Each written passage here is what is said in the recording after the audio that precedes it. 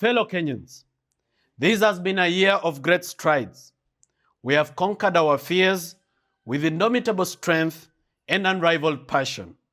As we celebrate Christmas of 2028 and usher in the new year 2029, I must say that I am a proud father to a nation of hardworking, resilient, and talented people.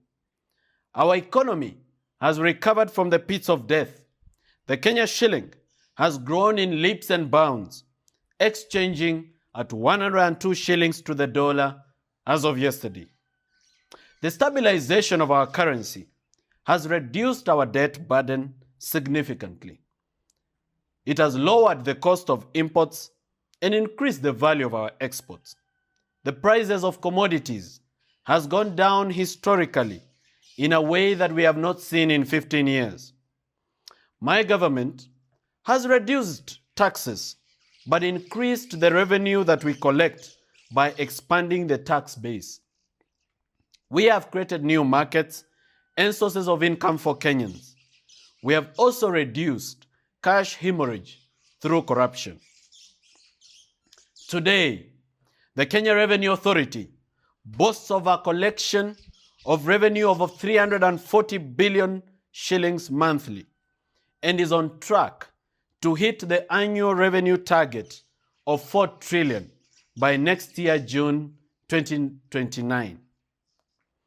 Fellow Kenyans, our shameful days of dependence on aid and expensive loans is over. We shall build our nation using our own sweat. We have increased the access to capital for all people that want to start businesses.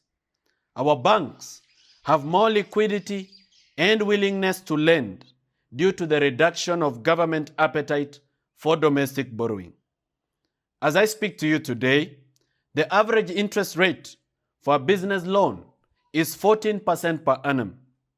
The digitization of key assets and securities has reduced the default rate, thus making our banks and financial institutions more resilient.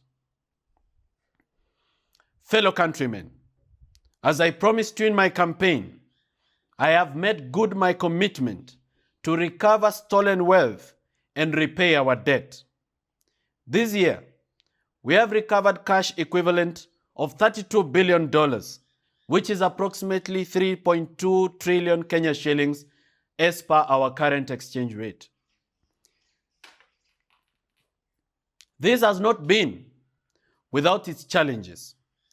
The mobilization of tribalism to defend the theft of public resources is on the rise. The formation of criminal gangs and armed groups by former state officials continues to threaten our national security, peace, and cohesion. I want to assure them that I will stop at nothing to recover every single penny stolen from our country. In this effort, I recognize the good partnership and diplomatic relationship that Kenya has enjoyed with our international partners and governments around the world. With surgical precision, we have restored public confidence in state institutions. Today, we boast of an independent judiciary devoid of political influence, bribery, and corruption. Once again, I commend the new Judicial Service Commission under the leadership of the Chief Justice for working overtime to hear and determine more than 150 petitions against various judicial officers accused of corruption, favorism, and incompetence. I have received a recommendation for the removal from office of 3 Supreme Court judges, 6 Court of Appeal judges, 20 High Court judges, and 110 magistrates. The judicial officers shall cease to hold office immediately. The new director of DCI and DPP shall prepare their files for criminal prosecution. Earlier this year, I made an executive order to significantly reduce the size of the government. Pursuant to this intervention, I am excited to report that the recurrent expenditure, including the wage bill, has reduced to 40% of our budget from 73%. This has increased the available resources for development to 60% of the budget. Ridiculous offices, like those of the spouses of state officers, were scrapped off. The size of cabinet has been reduced to 14 ministries, and various state departments and corporations with overlapping functions were merged. Fellow Kenyans, as we move into the new year of 2029, I urge all of you to support the government-initiated referendum bill of 2029.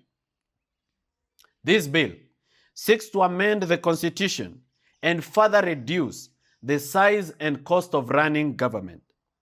Of priority is the reduction of the size of our parliament to a more lean and effective house. A few weeks ago, I appointed a presidential task force on education funding reforms to recommend policy interventions that will reduce the cost of learning in Kenya. I welcome your recommendations. Ladies and gentlemen, as your father and as your president, I am proud of you. I wish you a Merry Christmas, full of love, and a Happy New Year 2029. Asanteni sana, mjibambe. Wakenya wenzangu, I'm once again requesting for your financial support for our civic education campaign and our drive for change. We are willing to be accountable for every single shilling that we will receive from Kenyans. What we are going to do is we are going to recruit volunteers from the 290 constituencies in Kenya, and we are going to coordinate a nationwide civic education campaign. Now, much as these people are willing to volunteer and do this for free, they need facilitation, and not just facilitation, they need materials.